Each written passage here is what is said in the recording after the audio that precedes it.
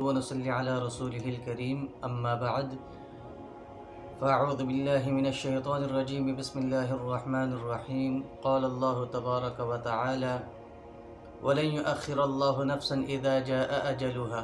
وقال رسول الله صلى الله عليه وسلم الكيس من دان نفسه وعمل لما بعد الموت أو كما قال عليه الصلاة والسلام۔ محترم سامعین، دنیا کے اندر عقل مند اس کو سمجھا جاتا ہے جس کے پاس مال و دولت بہت زیادہ ہو، جس کے پاس بینک بیلنس ہو، جس کے پاس بہت بڑی بڑی کوٹیاں ہو، بنگلہ ہو اور بہت زیادہ اس کے پاس پیسہ ہو، بہت بڑی بڑی گاڑیاں ان کے پاس ہو، بڑا کاروبار ہو، تو ان کو کامیاب سمجھا جاتا ہے۔ اصل کامیابی کیا ہے؟ اصل کامیابی ہے کہ دنیا سے جانے کے بعد، دنیا سے مرنے کے بعد آخرت کے لیے کچھ جمع کر کے بچا کے لے جانا۔ جو بھی انسان نیک اعمال کیے اور اس کی حفاظت کی اور اس کو حفاظت کر کے اپنے ساتھ لے گیا، یہی شخص کامیاب ہے اور یہی شخص اصل عقل مند ہے۔ عقل مند یہ نہیں ہے کہ آپ نے مال و دولت بہت زیادہ جمع کر لیا، آپ نے دوسروں کو دھوکہ دے کے، دوسروں سے ہیرا پھیری کر کے آپ نے بہت زیادہ مال جمع کر لیا، تو یہ کوئی عقل مندی نہیں ہے، بلکہ یہ بے وقوفی ہے۔ اصل جو کامیابی ہے وہ ہے مرنے سے پہلے مرنے کی تیاری کرنا،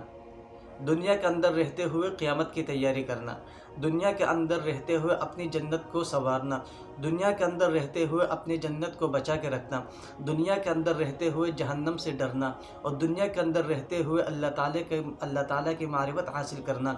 دنیا کے اندر رہتے ہوئے نبی علیہ السلام سے کامل عشق و محبت کا اظہار کرنا، دنیا کے اندر رہتے ہوئے نبی علیہ السلام کے سنت کے مطابق زندگی گزارنا،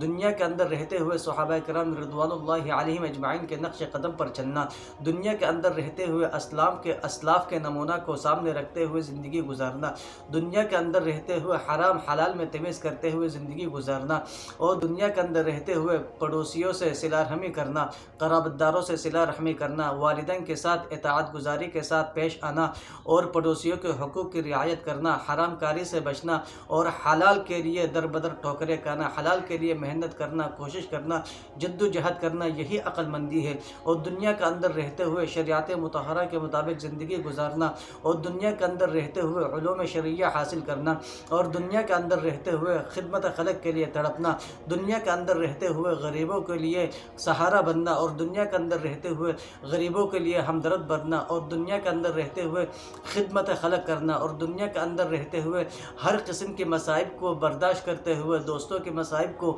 برداشت کرتے ہوئے، پڑوسیوں کے مصائب کو برداشت کرتے ہوئے،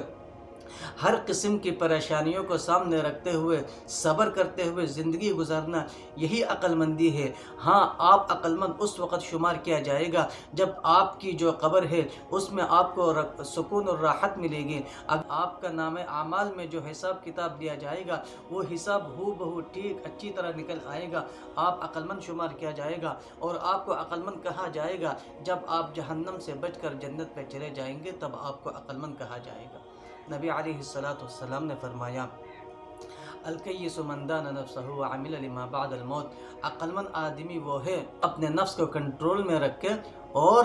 ما بعد الموت کے لیے تیاری کرے، یعنی مرنے کے بعد کے لیے تیاری کرے، اس کو عقل مند کہا جاتا ہے۔ تو دیکھو، دنیا کا سب سے عقل مند ترین انسان یعنی نبی علیہ السلام وہ فرما رہے ہیں کہ عقل مند دنیا کمانے کا نام نہیں ہے، عقل مند بیوی بچوں کو پالنے کا نام نہیں ہے، عقل مند اس کو کہا جاتا ہے کہ جو بیوی بچوں کو پالنے کے ساتھ ساتھ، دنیا کمانے کے ساتھ ساتھ اپنی آخرت کے لیے بھی تیاری کرے، اپنے آخرت کو بھی سنوارے، اس کو عقل مند کہا جاتا ہے۔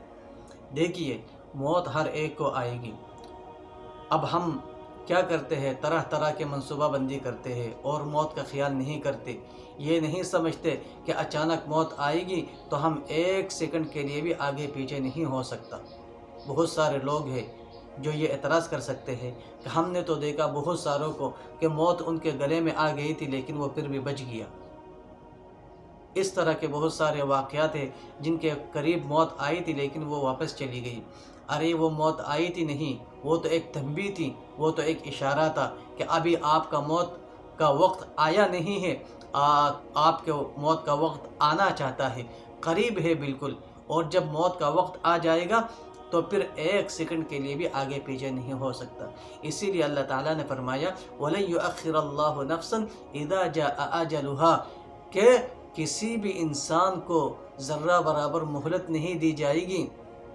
اذا جاء اجلها جب وہ موت آ جائے گی۔ اس لیے جو کچھ بھی کرنا ہے، صدقہ کرنا ہے، خیرات کرنا ہے، نماز پڑھنا ہے، روزہ رکھنا ہے، صلہ رحمی کرنا ہے، پڑوسیوں کے حقوق کی رعایت کرنا ہے اور لوگوں کے ساتھ ہمدردی کرنا ہے، اچھا معاملہ کرنا ہے، اچھا اخلاق سے پیش آنا ہے، اچھی اچھی باتیں کرنی ہے، جو کچھ بھی کرنا ہے، جو کچھ بھی سیکھنا ہے، جو کچھ بھی پڑھنا ہے، جو کچھ بھی پڑھانا ہے، وہ سب دنیا کے اندر کر کے جاؤ گے، پھر انشاءاللہ العزیز پھر آپ کامیاب ہوں گے۔ اس سے پہلے، موت سے پہلے سب کچھ کرنا ہے، موت کے بعد کچھ بھی نہیں کر سکو گے۔ جو کچھ بھی کرنا ہے وہ موت سے پہلے پہلے کرنا ہے۔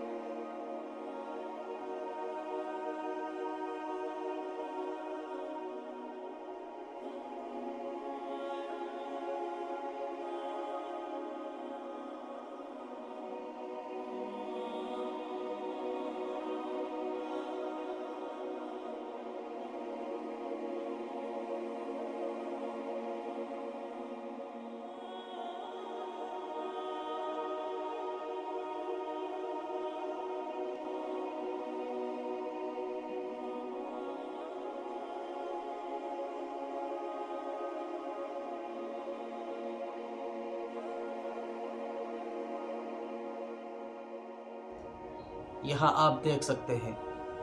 کہ اللہ تعالیٰ نے کس عجیب انداز سے ایک عورت کو بچایا۔ کیوں؟ اس لیے کہ اس کی موت آئی نہیں تھی۔ جب موت آتی ہے تو دنیا کو کوئی ڈاکٹر، کوئی سائنسدان، کوئی انجینئر، کوئی عقل مند نہیں بچا سکتا جب موت آتی ہے۔ اور جب موت نہیں آئے گی تو کوئی بھی مارنا اس کو چاہے تو نہیں مار سکتا جب تک اللہ اس کو موت کا ذائقہ نہ چکھانا چاہے۔ یہاں آپ دیکھ سکتے ہیں کس حیرتناک انداز سے اللہ تعالیٰ نے اس عورت کو بچایا۔ آپ بھی ذرا ملاحظہ کیجیے۔ اس لیے میرے محترم دوست و بزرگوں، موت کی تیاری کریں، موت کی تیاری کریں، موت کی تیاری کریں۔ موت سے پہلے پہلے سب کچھ کرنا ہے۔